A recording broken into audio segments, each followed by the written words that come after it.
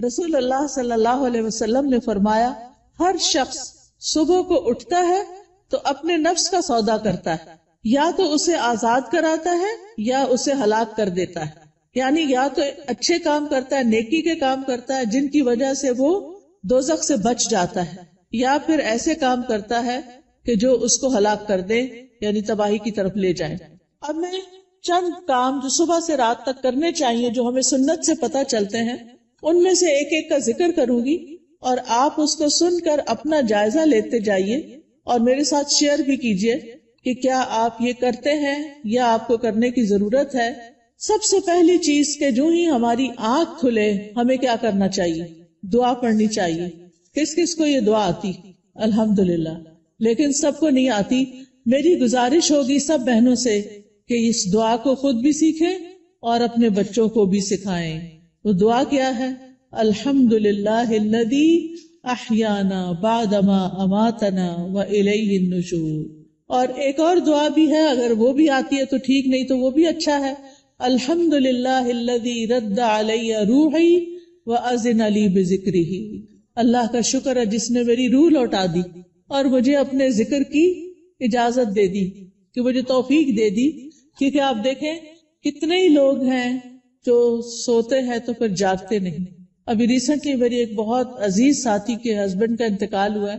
وہ صبح اٹھے ہیں، فجر کے وقت نماز پڑھی ہے، اپنے معمولات کیے ہیں، پھر اشراق پڑھی ہے اور دوبارہ آرام کرنے کے لیے لیٹ گئے۔ ہم میں سے اکثر لوگ یہ کرتے ہیں نا، راتیں چھوٹی ہوتی ہیں، موسم بھی گرم ہوتا ہے، رات کو سوتے ہوئے دیر ہو جاتی ہے، تو انسان پھر کیا کرتا ہے، اٹھنے کے بعد پھر لیٹ جاتا ہے، اور وہ اسی طرح لیٹ گئے ہیں لیکن پھر دوبارہ نہیں اٹھے۔ ہمیں سے کسی کو نہیں پتا کہ جب وہ سوئے گا تو دوبارہ اٹھے گا یا نہیں۔ اس لیے معمول بنا لیجئے کہ ذکر کر کے سونا ہے اور اٹھتے ہوئے بھی اللہ کا شکر ادا کرنا ہے کہ اس نے ہماری روح، ہماری جان ہمیں واپس لوٹا دی۔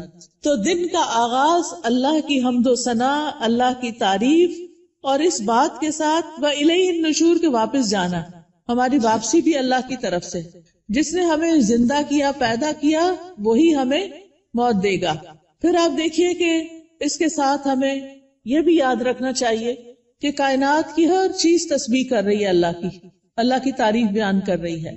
قیامت کے دن سب سے افضل بندے وہ ہوں گے جو کثرت سے اللہ کی تعریف کرتے ہیں، حمادون ان کو کہتے ہیں۔ اور ایک دفعہ الحمدللہ کہنا میزان کو نیکیوں سے بھر دیتا ہے، یعنی صبح صبح اب ہم الحمدللہ کہیں تو گویا ہم نے اپنے لیے ایک بہت بڑا ذخیرہ نیکیوں کا اکٹھا کر لیا۔ اور ویسے بھی شکر ادا کرنا جو ہے وہ اللہ تعالیٰ کو بہت پسند ہے۔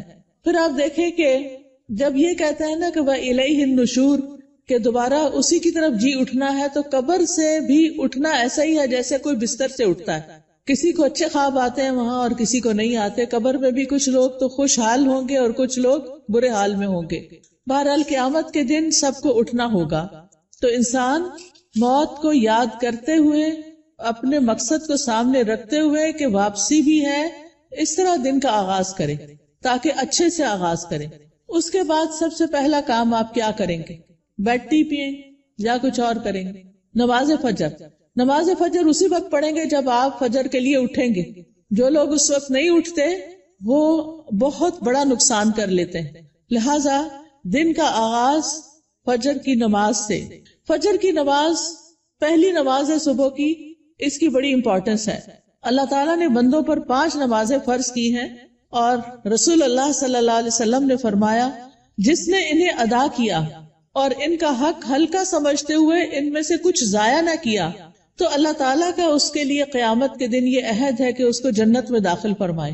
اور جس نے ان کو ادا کیا مگر ان کا حق ہلکا سمجھتے ہوئے، معمولی چیز سمجھتے ہوئے نماز کو ان میں سے کچھ ضائع کر دیا، تو اللہ کا کوئی وعدہ نہیں، چاہے تو عذاب دے چاہے تو معاف کر دے۔ تو اس لیے دن کا آغاز اللہ کی نافرمانی سے نہیں کرنا۔ کس سے کرنا؟ فرما برداری سے۔ اور فرما برداری میں پہلی فرما برداری نماز۔ پہلا سوال قیامت کے دن نماز کا ہوگا۔ اگر اسی ٹیسٹ میں فیل ہو گئے تو آگے اور مشکلات ہو جائیں گی۔ اللہ سبحانہ وتعالی دن میں 2 بار فرشتوں سے بندوں کی نماز کے بارے میں خبر لیتے ہیں، ایک فجر اور ایک عصر۔ وہ پوچھتے ہیں جب تم گئے تھے ان کے پاس تو کیا کر رہے تھے؟ فرشتے بتاتے ہیں وہ نماز پڑھ رہے تھے۔ جب تم نکلے تو کیا کر رہے تھے؟ کیونکہ عصر اور فجر میں شفٹ چینج ہوتی ہے فرشتوں کی. عصر کے وقت رات کے فرشتے آ جاتے ہیں ڈیوٹی پر اور فجر کے وقت دن کے فرشتے آ جاتے ہیں. تو وہ بتاتے ہیں کہ ہم نے انہیں اس حال میں چھوڑا کہ وہ نماز پڑھ رہے تھے اور اس حال میں ان کے پاس پہنچے کہ وہ نماز پڑھ رہے تھے. فجر کی نماز کے بارے میں آتا ہے وہ آدمی ہرگز آگ میں نہیں جائے گا جس نے سورج نکلنے سے پہلے اور سورج کے غروب ہونے سے پہلے نماز پڑھی، یعنی فجر اور عصر. رسول اللہ صلی اللہ علیہ وسلم نے یہ بھی فرمایا کہ جس نے صبح کی نماز پڑھی وہ شام تک اللہ کے ذمے ہے، یعنی اللہ کی حفاظت میں ہے. تو فجر کی نماز بہت امپورٹنٹ نماز ہے اور نماز پڑھنے والے سے اللہ کا رزق کا وعدہ ہے. اس لیے خود بھی نماز ادا کریں اور گھر والوں کو بھی اٹھائیں، پیار سے محبت سے امپورٹنس بتا کے کہ وہ سوتے نہ رہے کیونکہ اس کی نحوست ہوتی ہے. فجر کی نماز میں 2 سنتیں پڑھنا بہت ضروری ہے. کچھ لوگ صرف فرض پڑھتے ہیں نا، تو فجر میں آپ سنت نہیں چھوڑ سکتے. حضرت عائشہ رضی اللہ تعالی عنہا بتاتی ہیں کہ آپ صلی اللہ علیہ وسلم نے فرمایا فجر سے پہلے کی 2 رکعتیں دنیا اور جو کچھ اس میں اس سے بہتر ہے. نبی صلی اللہ علیہ وسلم نے ان 2 رکعتوں کو دنیا کی ہر چیز سے قیمتی قرار دیا. اور جو سویا رہے اس کے بارے میں آتا ہے نبی صلی اللہ علیہ وسلم کے پاس ایک ایسے آدمی کا ذکر کیا گیا جو رات سے صبح تک سوتا ہی رہا. آپ نے فرمایا یہ ایسا شخص ہے جس کے کان، یا فرمایا دونوں کانوں میں شیطان پیشاب کرتا ہے، یعنی غافل ہو جاتا ہے پھر. اور اسی طرح ایک اور خواب آپ صلی اللہ علیہ وسلم کو اس میں آپ کو دکھایا گیا کہ ایک شخص تھا جس کا سر پتھر سے کچلا جا رہا تھا. وہ قرآن کا حافظ تھا لیکن قرآن سے غافل ہو گیا اور فرض نماز پڑھے بغیر سو جاتا تھا، یعنی نماز نہیں پڑھتا تھا اور سویا رہتا تھا. نماز پڑھتے ہوئے ایک چیز یہ بھی خیال کرنی ہے کہ خشوع کے ساتھ نماز پڑھنی. خشوع کا مطلب رونا نہیں ہوتا بلکہ دل کا متوجہ ہونا ہوتا ہے، یعنی شعور کے ساتھ رب سے مناجات کریں، اطمینان اور خشوع سے سجدہ کریں، یعنی پورے سکون کے ساتھ. کیونکہ ایک سجدے کی وجہ سے اللہ تعالیٰ ایک درجہ بڑھا دیتے ہیں اور ایک گناہ مٹ جاتا ہے. نماز کے فوراً بعد کیا کرنا چاہیے؟ اذکار. شاباش. نماز کے بعد اگر کوئی مصلی پر بیٹھا رہے تو جب تک اس کا وضو نہیں ٹوٹتا فرشتہ اس کے لیے دعا کرتا ہے، اللہم اغفر لہ، اللہم ارحمہ، اے اللہ اس کی بخشش فرما دے، اے اللہ اس پہ رحم فرما. یعنی آپ مصلی پہ بیٹھے ذکر کر رہے ہیں، تسبیحات پڑھ رہے ہیں، دعائیں کر رہے ہیں اور فرشتہ آپ کے لیے دعائیں کرنا شروع ہو گیا. تو ہم میں سے ہر ایک کو فرشتوں کی دعائیں لینی چاہیے. اسی طرح ہر نماز کے بعد 33 بار سبحان اللہ، 33 بار الحمدللہ اور 34 بار اللہ اکبر پڑھنا چاہیے. اور آخر میں لا الہ الا اللہ وحدہ لا شریک لہ لہ الملک ولہ الحمد وہو علی کل شیء قدیر پڑھا جائے تو جو ایسا کرے گا اس کے سارے گناہ معاف کر دیے جائیں گے. ٹھیک ہے، چاہے وہ سمندر کی جھاگ کے برابر ہو. کتنی بڑی بات ہے نا یہ، اس لیے اس کا اہتمام کیا رکھنا ہے. اگر کسی وجہ سے آپ مصروف ہیں 33 بار نہیں پڑھ سکتے تو 10 بار بھی پڑھ سکتے ہیں. ٹھیک ہے. پھر یہ کہ انگلیوں پر تسبیح کریں کیونکہ انگلیاں قیامت کے دن کیا کریں گی؟ گواہی دیں گی. ہر فرض نماز کے بعد آیت الکرسی ضرور پڑھیں. اس کا فائدہ کیا ہے؟ جی، ایسے شخص کو موت کے علاوہ کوئی چیز جنت میں لے جانے سے نہیں روک سکتی. اتنا بڑا اجر و ثواب. میں یہ ساری باتیں اس لیے کر رہی ہوں کہ آپ اپنا جائزہ لیں. اگر کوئی چیز چھوٹ گئی ہے، بھول گئی ہے، پتا ہے لیکن کرتے نہیں تو کرنا شروع کر دیں. وہ دن جس میں یہ باتیں کریں گے آپ، اس کی نسبت بہت زیادہ اجر و ثواب والا ہوگا جس میں آپ یہ نہیں کریں گے. دنیا کے کام کبھی ختم نہیں ہو سکتے لیکن ہمیں کیا کرنا چاہیے؟ اپنے اذکار، اپنی عبادات کو بھولنا نہیں. اسی طرح ہم میں سے اکثر لوگ کہتے ہیں مجھے نظر لگ گئی، وہ فلانے نے جادو کر دیا، وہ گھر میں یہ شر ہو گیا. تو اس کا حل بتایا گیا ہے کہ ہر نماز کے بعد قل هو اللہ 1 دفعہ، قل اعوذ برب الفلق 1 دفعہ اور قل اعوذ برب الناس 1 دفعہ پڑھیں. یہ نماز کے بعد پڑھنی چاہیے.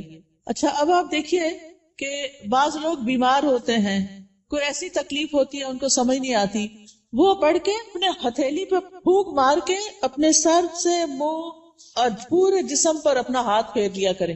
اس سے انشاءاللہ ان کا شر بھی دور ہو جائے گا، ان کی بیماری بھی ختم ہوگی. نماز کے بعد کیا کرنا چاہیے؟ صبح شام کے اذکار، پروٹیکشن کی دعائیں. آپ میں سے کس کس کے پاس ایاک نستعین کتاب ہے؟ الحمدللہ کافی لوگوں کے پاس ہے. جس کے پاس نہیں، اگر آج آئی بھی ہے تو ضرور لے لیں. اور انگلش میں بھی ہے، اس میں ٹرانسلیٹریشن کی ہوئی ہے. اگر عربی نہیں پڑھ سکتے بچے تو ان کو انگلش میں پڑھنی آ جائے. تو وہ بچوں کو ضرور ساتھ ساتھ سکھائیں.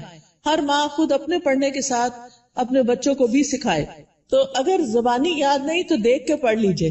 انشاءاللہ جب آپ پروٹیکشن کی دعائیں پڑھیں گے تو آپ نظر سے، حسد سے اور بہت سے شر سے بچ جائیں گے. ٹھیک ہے نا؟ ایسا نہیں کہ لوگوں کی نظر تیز ہوتی ہے، ایسا ہے کہ ہمارے اوپر پروٹیکشن وال نہیں ہوتی کیونکہ ہم اذکار نہیں کرتے. اور پھر آپ دیکھیے کہ اگر کوئی شخص آپ میں سے جیسے بزرگ خواتین ہیں جن پہ بچوں کی، چھوٹے بچوں کی ذمہ داری نہیں یا گھر کے بہت سارے کام کاج نہیں، تو وہ فجر کی نماز سے سورج طلوع ہونے تک بیٹھے رہے مصلی پر، کیونکہ رسول اللہ صلی اللہ علیہ وسلم نے فرمایا جو شخص صبح کی نماز جماعت کے ساتھ ادا کرے پھر بیٹھا اللہ کا ذکر کرتا رہے یہاں تک کہ سورج نکل آئے، پھر 2 رکعتیں پڑھے اشراق کی، یعنی اس کے لیے ایک حج اور عمرے کا ثواب ہے. کوئی معمولی اجر؟ کتنا بڑا اجر کما لیتے ہیں وہ لوگ جو تھوڑا صبر سے بیٹھے رہتے ہیں فجر کے بعد اور نفل پڑھ کے اٹھتے ہیں، اور 2 رکعتیں ہی پڑھنی ہوتی ہیں. تو انسان کا دل، اس کی روح، یہ سیراب ہو جاتے ہیں ان اعمال سے جو ابھی تک میں نے آپ کو بتائے. آپ کے لیے خیر و برکات کے دروازے کھل جاتے ہیں، دنیا اور آخرت میں سلامتی کا ذریعہ ہے، عظیم اجر و ثواب کا ذریعہ ہے، شر کے آنے سے پہلے، تکلیف کے آنے سے پہلے، واقع ہونے کے بعد اسے ہٹانے کا ذریعہ ہے. یہ دعائیں، یہ جو میں بتا رہی ہوں نا پروٹیکشن کی دعائیں جو ہیں، رب کے سامنے فقر اور عاجزی کا اظہار بھی ہے، اللہ تعالیٰ کی نعمتوں کا اعتراف بھی ہے. اور یہ ایسے ہی ہے جیسے کوئی دشمن سے بچنے کے لیے اپنے آگے کوئی وال کھڑی کر لے. تو انشاءاللہ اگر ساری نہیں بھی پڑھ سکتے تو معوذتین، بسم اللہ الذی لا یضر، اعوذ بکلمات اللہ التامات من شر ما خلق، اور کچھ اور مختصر دعائیں پڑھ کے اپنے اوپر بھی پڑھیں اور بچوں کو بھی پڑھنا سکھائیں. اس کے بعد کیا کریں گے یہ بتائیے؟ تلاوت کریں، چاہے تھوڑی سی کیوں نہ کریں. اور اگر میں سمجھتی ہوں بچوں کے اسکول جانے کا وقت ہوتا ہے تو اپنی تلاوت کا وقت نہیں رہتا، پھر آپ کیا کریں؟ اپنے فون پر قرآن مجید کا کچھ نہ کچھ حصہ ریگولر لگا دیں. کوئی پورے قرآن کو ڈاؤن لوڈ کر لیں، اب تو ایسی ویب سائٹس بھی ہیں، وہاں سے آپ شروع کریں، الحمد سے الناس تک پورا کریں. ہر روز تلاوت لگا دی. بچے بھی تیار ہو رہے ہیں، آپ بھی کچن میں کام کر رہی ہیں اور ساتھ ساتھ تلاوت سنیں. کیوں؟ ان الذین یتلون کتاب اللہ وَأَقَامُوا الصَّلَاةَ وَأَنفَقُوا مِمَّا رَزَقْنَاهُمْ سِرًّا وَعَلَانِيَةً يَرْجُونَ تِجَارَةً لَن تَبُورَ.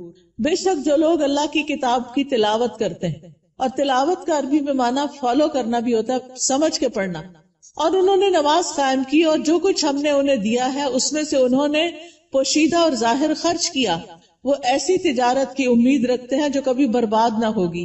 یہ لوگ اللہ کے ساتھ ایک بزنس کر رہے ہیں. یہ چیزیں یہ پڑھتے ہیں، تلاوت کرتے ہیں، قرآن پڑھتے ہیں، لوگوں پہ خرچ کرتے ہیں، تو یہ اللہ کے ہاں ایسا اجر، اتنا پروفٹ پائیں گے کہ سوچ بھی نہیں سکتے، تاکہ وہ انہیں ان کے اجر پورے پورے دے اور اپنے فضل سے انہیں زیادہ بھی دے.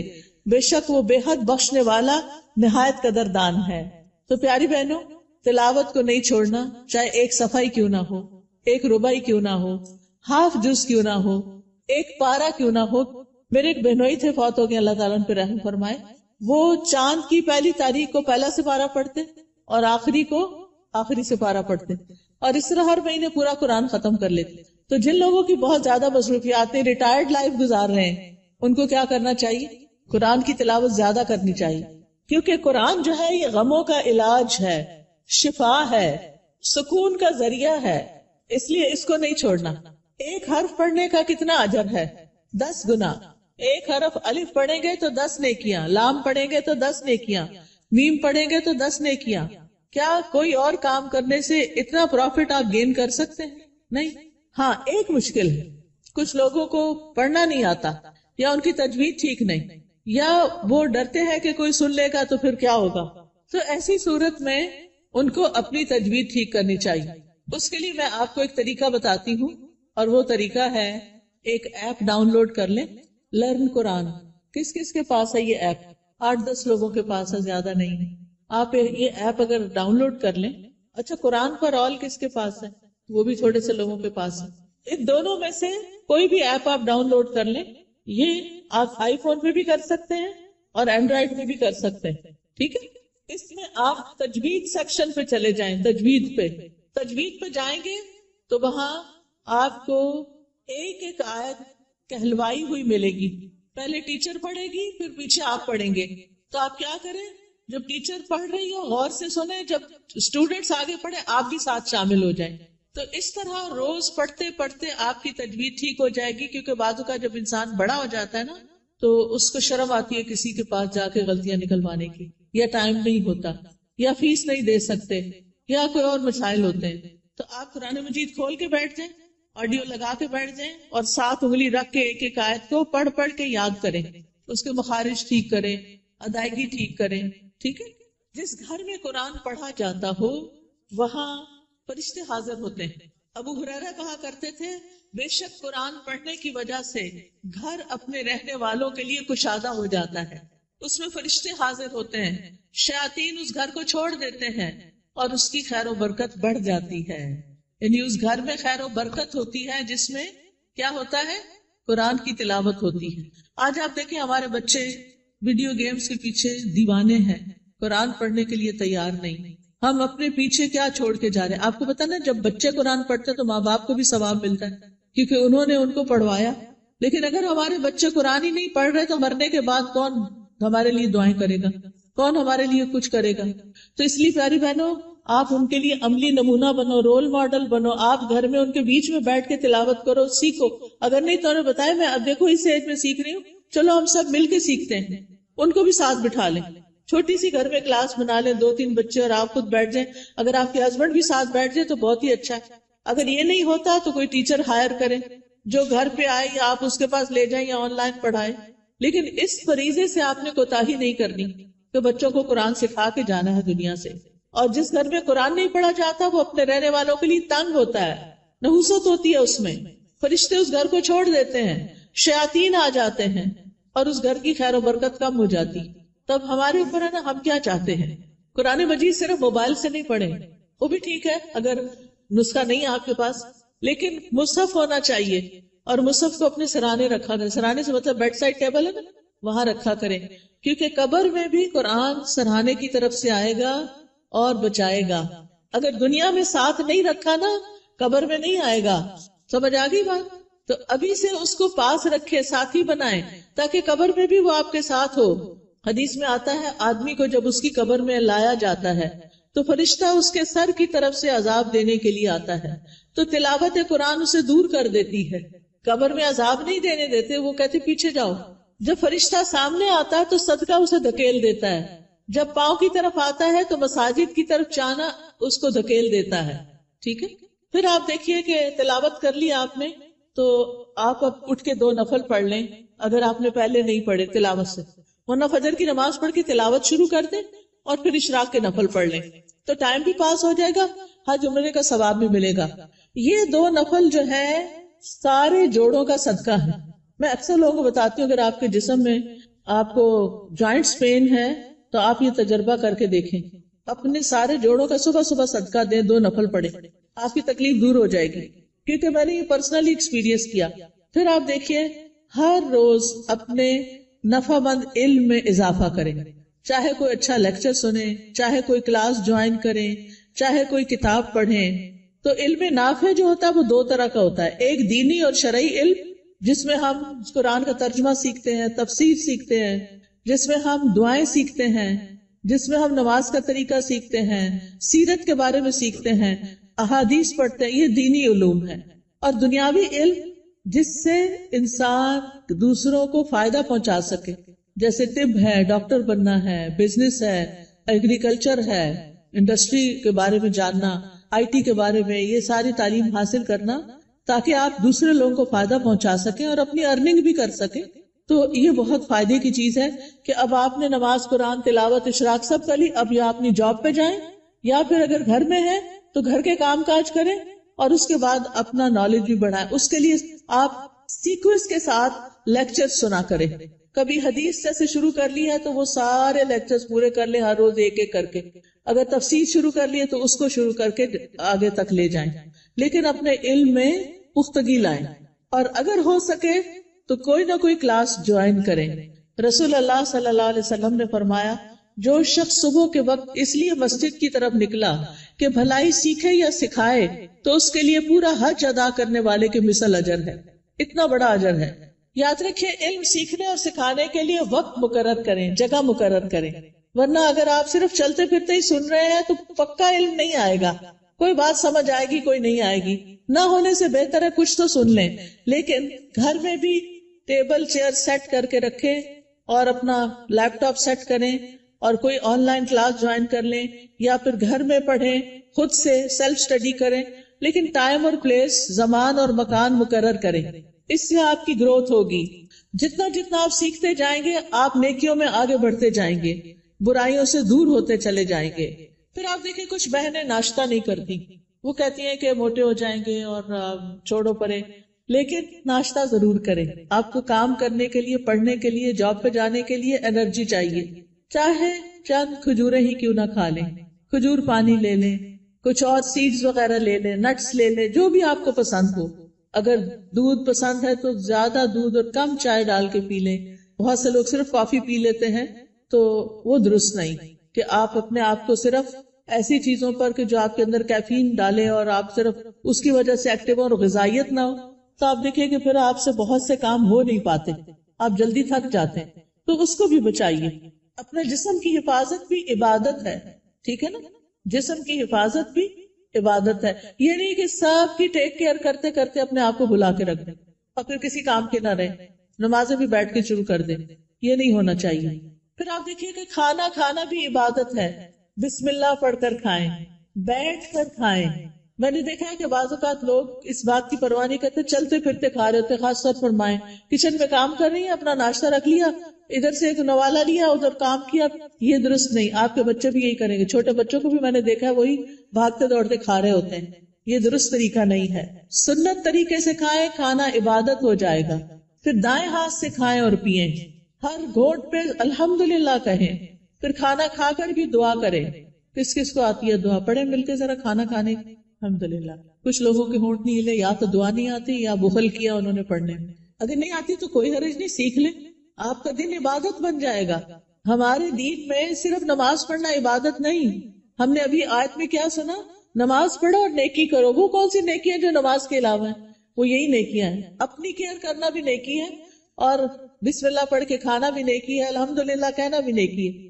جو بندہ پانی پی کر الحمدللہ کہتا ہے اللہ اسے راضی ہو جاتا ہے، خوش ہو جاتا ہے، کہ یہ مشکل کام تو نہیں اللہ کو راضی کرنا، بشرطے کہ ہمارے کچھ آداب اور مینرز ایسے ہوں۔ صبح صبح اپنے آپ سے سیلف ٹاک کیا کریں اور کہا کریں میری ساری زندگی میرے رب کے لیے، میں اللہ کی بندی ہوں، اللہ کی فرما بردار بنوں گی، اللہ کا حکم مانوں گی، اللہ کو راضی کروں گی۔ اپنے آپ سے یہ باتیں کیا کریں، میں ہر کام اللہ کی پسند کا کیا کروں گی، کیونکہ جو آپ سوچتے ہیں بولتے ہیں پھر وہ کرتے بھی ہیں، ٹھیک ہے نا؟ کیونکہ ہمارے دل میں کیا ہوتا ہے، فلاں کیا کہے گا، اس کو خوش کرنا، اس کو راضی کرنا، فلانا کام کرنا، فلانا، ٹھیک ہے وہ سب کریں لیکن اپنا خیال بھی رکھیں۔ ہم نماز پڑھ کے بھی عبادت کرتے ہیں، ہم مخلوق کا خیال رکھ کے بھی عبادت کر رہے ہوتے ہیں، اور ہم اپنی عادات کو اچھا بنا کے بھی عبادت کر رہے ہوتے ہیں۔ تو ہمیں اپنا ایمان بھی بڑھانا ہے اور ایمان بڑھانے والا ماحول بھی قائم کرنا ہے، اپنے گھر کا ماحول، اپنے سوشل سرکل کا ماحول ایمان بڑھانے والا۔ آپ ایسے لوگوں سے ملیں جن سے ملنے کے بعد آپ کا ایمان اوپر جائے، اور ان لوگوں سے ذرا دور رہیں، اسپیس دیں جن سے مل کے آپ کی طبیعت خراب ہوتی ہے اور وہ ایسی غیبت کرتے ہیں کہ آپ کا ایمان خراب کر دیتے ہیں۔ کیونکہ میں نے دیکھا ہے کہ بہت دفعہ خواتین سب بچے وغیرہ اسکول گئے، ہسبینڈ آفس گئے، اب کیا شروع ہو گئے، موقع مل گیا ان سب کی شکایتیں کرنے کا۔ کبھی اماں کو شکایت لگا رہے ہیں، کبھی دوست کو لگا رہے ہیں، روزانہ کی روٹین۔ کچھ لوگوں کو تو ہمیں فون کرنا ہی ہوتا ہے کہ ہمارے دوست ہوتے ہیں، آ نہیں سکتے، ہم جا نہیں سکتے تو ہم فون پہ باتیں کرتے ہیں، اور اب تو فیس ٹائم اور پتہ نہیں کیا کیا باتیں کرنے کے ذریعے آ گئے ہیں دور بیٹھے لوگوں سے بھی۔ ایک دن ایک بچی نے مجھے فون کیا، رو رہی ہو، میں نے کہا کیا مسئلہ ہے تمہیں، کچھ اور کی طرف سے تکلیف ہے؟ نہیں کوئی تکلیف نہیں، تمہارے رزق کی کمی نہیں، وہ بھی کمی نہیں، میرے پاس ہر نعمت۔ میں نے کہا پھر کیوں رو رہی ہیں؟ کہتی ہے وہ میری بھابھی نے میری امی کا جینا حرام کر رکھا ہے۔ میں نے کہا آپ کو کیسے پتا چلا؟ یعنی مجھے لیٹسٹ خبر دے رہی تھی کہ آج میری بھابھی نے یہ فساد گھر میں کیا۔ میں نے کہا وہ اللہ کے بندے آپ کو بتاتے کیوں ہیں؟ وہ یو کے میں رہتی تھی۔ میں نے کہا آپ پاکستان کی خبریں یو کے میں سن کے رو کے کینیڈا میں رپورٹ کر رہی ہیں، ساری دنیا کو سر پہ اٹھائے ہوئے ہیں، کیا فائدہ ایسی زندگی کا؟ اگر ہمارے گھر میں کوئی جھگڑا نہ تو اللہ کے واسطے بیٹیوں کو آرام سے اپنے گھر میں رہنے دیں، اپنے جھگڑوں کو گھر میں خود ہی نپٹا لیں، بہو کی شکایتیں بیٹی کو، بیٹی کی شکایتیں باپ کو، اس کی اس کو، یہ چھوڑ دیں. یہ سکون برباد کرنے والی چیزیں ہیں. بات کریں تو علم کی بات کریں، اچھی کسی کو کھانا پکانے کی ٹپ دیں، کوئی بیمار ہے تو اس کو صحت کے لیے کوئی مشورہ دیں، لیکن اس قسم کی باتیں نہ کریں کیونکہ یہ غیبت ہے. اور آپ کی نے جو وہ صبح سے وہ اٹھی ہوئی ہے نا اور جو کچھ کیا ہے سب صفائی ہو جائے گی، شام ہونے سے پہلے سب کچھ ختم. تو اس لیے بہت ضروری ہے کہ ہم کیا کریں، اپنی زندگی کا جائزہ لیں کہ کون سی چیزیں ایمان بڑھانے والی ہیں اور کون سی گھٹانے والی ہیں. ایمان گھٹانے والے کام، گناہ کے کام، نافرمانی کے کام، جھوٹ اور بخل. پھر آپ دیکھیں کہ اپنے جسم اور اپنی روح کا خیال کرنے کے لیے اپنے آپ کو صاف ستھرا رکھیں، یہ بھی عبادت ہے. آپ نے وہ حدیث سنی ہوگی نا، صفائی نصف ایمان ہے. وہ بچپن میں رٹا دیتے ہیں. اپنے جسم کی صفائی، ایکسٹرا بالوں کی صفائی، اپنے کپڑوں کی صفائی، اپنے گھر کی صفائی پہ لگ جائیں. اور کس نیت سے کہ یہ عبادت ہے. میں اپنا ماحول صاف کر رہی ہوں، اپنے گارڈن کو صاف کر رہی ہوں، اپنی کھڑکیاں صاف کر رہی ہوں، جو بھی کریں. اور ایک ہی دن میں سب کچھ نہیں کریں پھر نماز بھی نہیں پڑھی جائے گی. اپنا اسکیڈول بنا کے سیٹرڈے کو یہ کرنا، سنڈے کو یہ، منڈے کو یہ، اور کس کام میں کس کو ساتھ لگانا ہے، بچوں کو لگانا ہے، ہسبینڈ کو لگانا ہے، اپنی کسی فرینڈ کو بلا کے ساتھ لگانا ہے، وہ سارا کچھ لکھ کے رکھ لیں. اور اکیلی اپنی جان پہ زیادہ بوجھ نہ ڈالے. ٹھیک ہے. پھر اپنے جسم، ناخن، بال، دانتوں، ان سب کی صفائی کا اہتمام. مسواک رب کو راضی کرنے کا ذریعہ ہے. پھر وضو کے بعد کی دعا، پھر اذان سن کے اس کی دعا. پھر کوئی بھی ایسی چیز جو آپ کو پریشان کرتی ہے اس کے بارے میں اپنے رب پر توکل کہ یا رب تو ہی کرنے والا ہے، میں تیری ہی طرف رجوع کرتی ہوں، تجھ سے ہی دعا کرتی ہوں. اور رب سے دل ہی دل میں باتیں کیا کریں. کسی بھی طرح کے حالات ہوں اللہ کی رحمت سے نا امید نہ ہوں، اللہ کی رحمت سے پر امید رہیں. باہر گروسری کرنے جا رہے ہیں، کوئی بھی کام کر رہے ہیں، اس کے ساتھ اپنا غور و فکر اور ذکر جاری رکھیں. تمام دن اللہ کے ذکر سے اپنی زبان کو تر رکھیں. دنیا کے کام کرتے ہوئے جب زبان یعنی کہ خالی ہے، کچھ بھی بولنے کو نہیں، تو اللہ کا ذکر دل ہی دل میں اور زبان سے کرتے رہیں، کیونکہ اس سے آپ کے دل میں سکون رہے گا، آپ کی روح سرشار رہے گی. ایک دفعہ سبحان اللہ اور الحمدللہ کہنے سے زمین آسمان بھر جاتا ہے. اور یہاں پر کچھ کارڈز بھی ہم آپ کے لیے لائے ہیں جن میں اذکار ہیں، تو اپنے کام کاج سے فارغ ہو کر آپ وہ ذکر کر سکتے ہیں، جیسے یہ تسبیحات ہیں. پھر اسی طرح اگر آپ کو رزق کی تنگی ہے تو یہ رزق میں کشادگی کے لیے دعائیں ہیں. پھر اگر کسی اہم کام میں آپ کو مشورہ کرنا تو یہ استخارہ ہے، استخارہ کیسے کریں اور اس کی دعا. پھر اسی طرح اللہ کا شکر ادا کرنے کے لیے یہ الحمدللہ کا کارڈ ہے. یہ دعائیں ہیں شکر ادا کرنے کی، اللہ کی تعریف کی، کیونکہ اللہ کی تعریف کرنے والے قیامت کے دن سب سے افضل بندے ہوں گے. پھر یہاں کچھ تسبیحات بتائی گئی ہیں، ان کا انگلش میں بھی ٹرانسلیشن ہے جن کے بہت بڑے بڑے فائدے ہیں. پھر آپ دیکھیے اگر قرض سے پریشان ہیں، مالی معاملات میں، تو یہ دعائیں ہیں، ان کا بھی انگلش ٹرانسلیشن موجود ہے. پھر یہ پروٹیکشن کی دعائیں ہیں. تو آپ دیکھیے کہ معمولی قیمت کے یہ کارڈ جو ہیں آپ کی زندگی میں بہت بڑی تبدیلی لا سکتے ہیں. تو آپ نے اگر یہ سارے اپنے گھر میں رکھے ہوئے ہوں، ایک دن ایک اٹھا کے پڑھ لیجئے، دوسرے دن دوسرا پڑھ لیجئے، تیسرے دن تیسرا پڑھ لیجئے، اور اس طرح آپ کا ذکر کے ساتھ ایک رابطہ قائم ہو جائے گا. کثرت سے توبہ استغفار کریں. اگر کوئی مسائل ہے زندگی میں، کوئی پریشان کر رہی ہے چیز، تو استغفار کی کثرت، استغفر اللہ کی تسبیح کر سکتے ہیں، اللہم اغفر لی کی تسبیح کر سکتے ہیں. پھر اسی طرح وقت کا بہتر سے بہتر استعمال کریں. وقت جو ہے وہ بہت قیمتی نعمت ہے، ایک دفعہ اگر وقت چلا جائے تو دوبارہ نہیں آتا. اس لیے ہر دن کو مفید اور پروڈکٹیو ڈے بنائیں. رسول اللہ صلی اللہ علیہ وسلم نے فرمایا 2 نعمتیں ایسی ہیں جن کے بارے میں اکثر لوگ خسارے میں ڈالے گئے ہیں، ایک تندرستی اور دوسرے فراغت، کہ اس سے وہ فائدہ نہیں اٹھاتے جتنا اٹھانا چاہیے. بیمار ہو کر تو انسان کچھ کر نہیں سکتا، جب تک اللہ آپ کو چلتا پھرتا رکھے آپ عبادت بھی خوب دل بھر کے کریں اور بندوں کی خدمت بھی کریں اور فضول قسم کی ایکٹیویٹیز میں اپنا وقت ضائع نہ کریں. آپ دیکھیے کہ ہمارے دن میں کئی ڈسٹریکشنز ہوتی ہیں، خاص طور پر فون کی وجہ سے. ہم نے کوئی اپنے گول سیٹ کیے ہوئے ہوتے کہ آج کے دن میں نے یہ اور یہ کام کرنے ہیں. آپ کرنا شروع کرتے ہیں کہ اتنے میں بیل بج جاتی ہے، آپ فون اٹھا لیتے ہیں اور کہیں سے کہیں پہنچ جاتے ہیں، اور جو کرنے کا کام تو وہ دھرے کا طرح رہ گیا. تو اس چیز سے بھی آپ نے کانشیس رہنا ہے. کچھ وقت کے لیے فون بند کر دیا کریں اور اس وقت اپنے کرنے کے کام پہلے پورے کریں، پھر اس کے بعد فون کھولیں تاکہ آپ کا دن نتیجہ خیز دن ہو. جب انسان اپنے کرنے کے کام کر لیتا ہے تو اس کو ایک خاص سیٹسفیکشن ہوتی ہے، خاص خوشی نصیب ہوتی ہے. تو آپ اپنے کرنے کے کاموں کی لسٹ بنائیں، اپنے مقاصد کو دہرایا کریں، بے مقصد چیزوں سے خود کو دور رکھیں، اور جو ٹارگٹ آپ حاصل کرنا چاہتے ہیں اس کے لیے دیکھیں کہ آپ کو کیا کیا چاہیے، وہ بھی لکھ لیں. پھر اسی طرح کاموں کو لٹکائیں نہ، تاخیر نہ کریں، وقت پر کریں، روٹین بنائیں تو کام سارے ہی ہو جائیں گے. کیونکہ کبھی کچھ کر لیا، کبھی کچھ کر لیا، کبھی کچھ کر لیا، بہت وقت ضائع ہوتا ہے.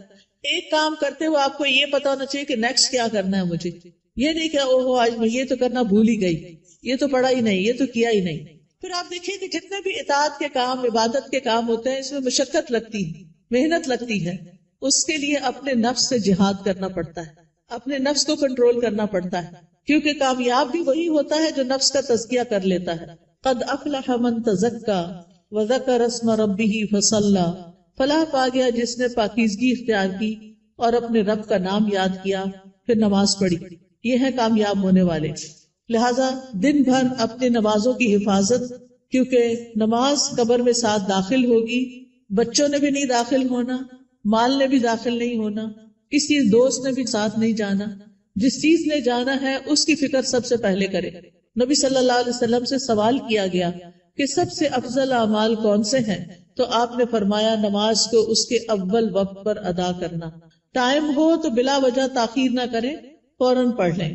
اور پھر نماز کی 12 سنتیں بھی ادا کیا کریں دن بھر میں، کیونکہ ایسا کرنے والے کے لیے جنت میں گھر بنا دیا جاتا ہے.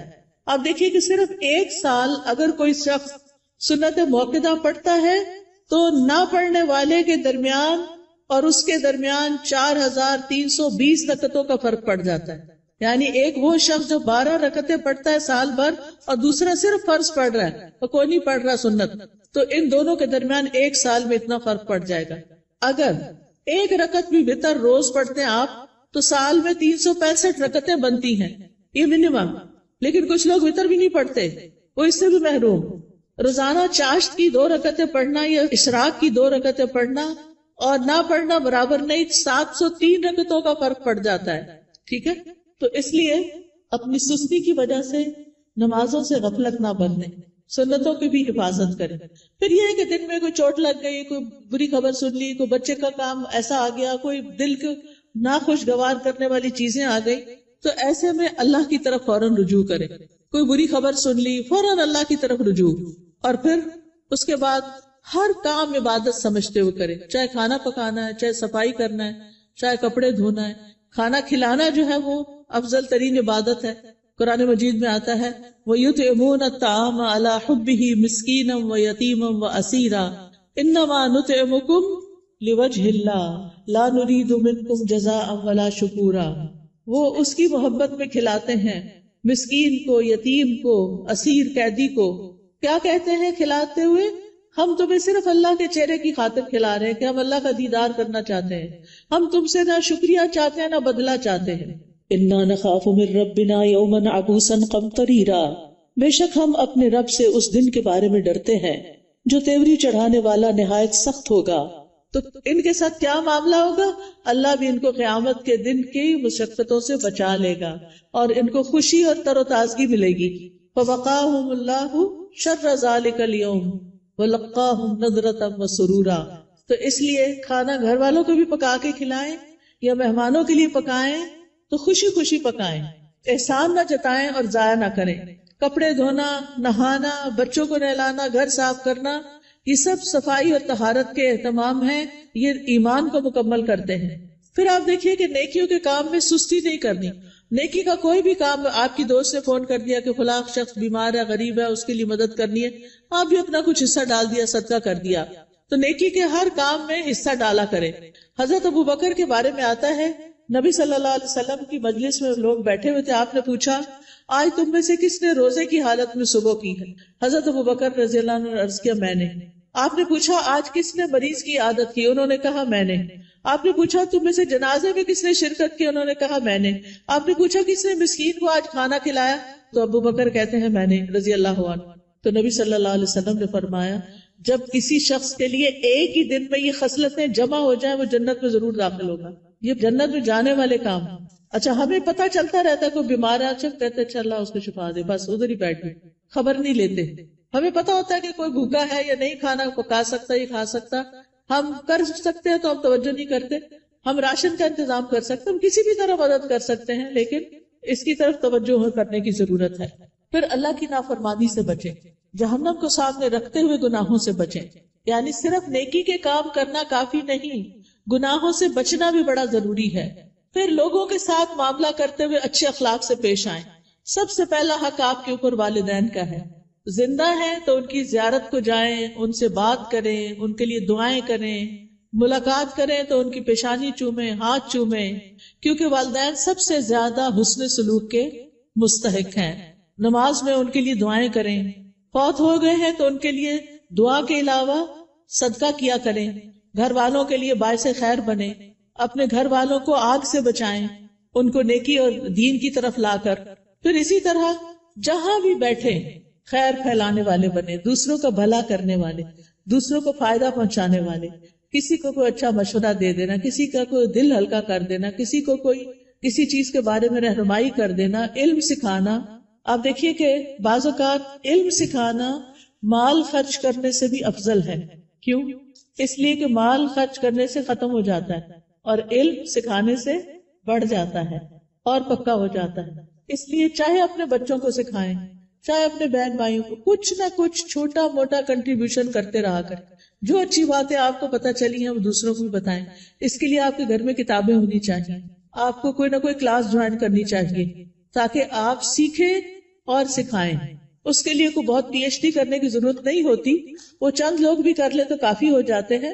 باقی لوگ روز مرہ کی چھوٹی چھوٹی چیزیں، اور خاص طور پر خواتین اپنے بچوں کی تربیت کرتے ہوئے ان کو آداب اور مینر اور اخلاق سکھائیں گے تو یہ بہت بڑی کنٹریبیوشن ہوگی، وہ آپ کے لیے صدقہ جاریہ بنے گی. تو لوگوں کے ساتھ اچھے اخلاق سے پیش آئیں. ابن قیم کہتے ہیں آدمی کی برکت یہ ہے کہ وہ جہاں بھی مقیم ہو خیر کی تعلیم دے، خیر پھیلائے. تو اچھے اخلاق سے بھی انسان خیر پھیلا رہا ہوتا ہے.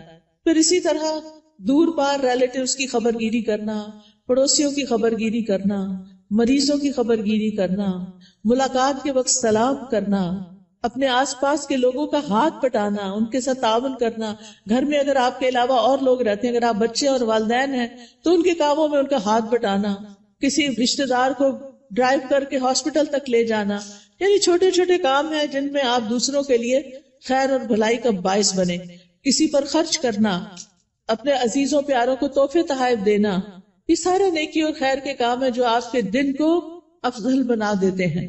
پھر زبان کی حفاظت، یہ بڑی ضروری ہے، کیونکہ جو بات بھی ہم کرتے ہیں فرشتے لکھ لیتے ہیں. تو فضول باتیں نہیں کرنی، کیونکہ ہماری انرجی ضائع ہوتی ہے اس میں بھی. کام کی بات کرنی ہے. انسان کے اسلام کا حسن یہ ہے کہ بیکار باتوں سے کنارہ کشی کرے. نبی صلی اللہ علیہ وسلم نے فرمایا خوشخبری ہے اس کے لیے جس نے اپنی زبان پہ قابو پا لیا اور اسے اس کے گھر نے گنجائش دی اور وہ اپنے گناہ پہ رویا. یعنی اس کا گھر اس کے لیے کافی ہو گیا، اس کے لیے سہولت ہے اس میں، اور فضول باتیں نہیں کرتا. کیلو کال چھوڑ دینا چاہیے. ہی سیڈ، شی سیڈ، یہ کہا گیا، فلاں نے یہ کیا، اس نے وہ، اس سے بہت سے فساد پھیلتے ہیں. مغیرہ بن شعبہ کہتے ہیں نبی صلی اللہ علیہ وسلم نے فرمایا بے شک اللہ تعالیٰ تمہارے لیے 3 باتیں پسند نہیں کرتا: بلا وجہ کی گپ شپ، بیکار کی باتیں اللہ کو پسند نہیں، مال ضائع کرنا، اور اس میں بعض اوقات ایکسٹرا ٹیشو استعمال کرنا، ٹیپ کھول کے باتوں میں لگ جانا اور پانی ضائع کرنا، بلا وجہ بتیاں جلا کے رکھنا، بیکار میں ادھر ادھر گھومنا، گاڑی کا گیس ختم کرنا. یعنی چھوٹی چھوٹی چیزوں میں بچت کرنی چاہیے. پھر اسی طرح یہ ہے کہ کسی کو زبان سے اذیت نہیں دینی چاہیے، کثرت سے صدقہ کرنا چاہیے، فقراء مساکین کا خیال کرنا چاہیے. پھر ایک اور بات یہ کہ غصے اور ناراضگی سے بچنا چاہیے. قرآن مجید میں جنت میں جانے والوں کی جو خوبیاں بتائی گئی ہیں وہ کیا ہے؟ وَالْكَاظِمِينَ الْغَيْظَ وَالْعَافِينَ عَنِ النَّاسِ وَاللَّهُ يُحِبُّ الْمُحْسِنِينَ. وہ غصہ پی جانے والے ہوتے ہیں اور کیا کرتے ہیں؟ لوگوں کو معاف کرتے ہیں. یہ کام بڑا مشکل ہے، لوگوں کو معاف کرتے ہیں. اللہ ایسے محسنوں سے محبت کرتا ہے. اگر ہمیں پتا چلے کہ کسی کو معاف کرنے سے اللہ مجھ سے محبت کرے گا تو ہمیں کیا مشکل ہے کہ جھگڑا چھوڑ دیں. لیکن بعض اوقات ہم ایگو کا مسئلہ بنا کے جھگڑا نہیں چھوڑتے، جس کی وجہ سے ہم اللہ کی نظر میں بھی گر جاتے ہیں اور بندوں کی نظر میں بھی. کوئی رسپیکٹ نہیں رہتی جھگڑا کرنے والوں کی. تو اس لیے بہت ضروری ہے کہ لوگوں کو معاف کرتے جائیں، کیونکہ وہ انسان ہے. یا تو یہ نہ کہ ہم نے کبھی کوئی غلطی نہ کی ہو اگر ہم سے بھی غلطیاں ہوتی ہیں تو پھر دوسروں کو معاف کرنے میں کیا مشکل ہے. پھر قطع رحمی سے بچیں، رشتہ داروں سے تعلق قائم رکھیں چاہے وہ آپ سے نہ بھی ملنا چاہیں. دوسروں پر ظلم سے بچیں کیونکہ مظلوم کی آہ فوراً اوپر پہنچتی ہے. دل کی سختی سے بچیں، برے خیالات اور بدگمانیوں سے بچیں، غیبت کرنے اور سننے سے بچیں. مشکل وقت میں اللہ سے مدد مانگے اور صبر کریں. آج ایک بچی کا میسج آیا کہ میری امی نے میرے بارے میں ایسا اور ایسا کہا ہے، میں اس وقت سے رو رہی ہوں، بہت میری طبیعت خراب ہو گئی. تو میں نے کہا پھر صبر کس چیز کا نام؟ اگر آپ نے اس وقت اپنے آپ کو سنبھالنا نہیں اور اس کو اتنا دل پہ لے لینا ہے، آپ اسٹرانگ بنے. ماں باپ جب کوئی تنقید کرتے ہیں نا تو وہ ہمیں سمجھانے کے لیے، ہمیں میچور کرنے کے لیے کرتے ہیں، ہمارے دشمن نہیں ہوتے. تو چیزوں کو ان کے صحیح رخ سے لیں. ماں باپ مارے بھی ڈانٹے بھی تو بھی معاف کریں، ان کی عزت میں کبھی نہ آنے دیں. اور اگر پریشانی گھیر لے تو لا الہ الا اللہ کثرت سے پڑھیں. اللہ اللہ ربی لا اشرک بہ شیئا لا الہ الا انت سبحانک انی کنت من الظالمین.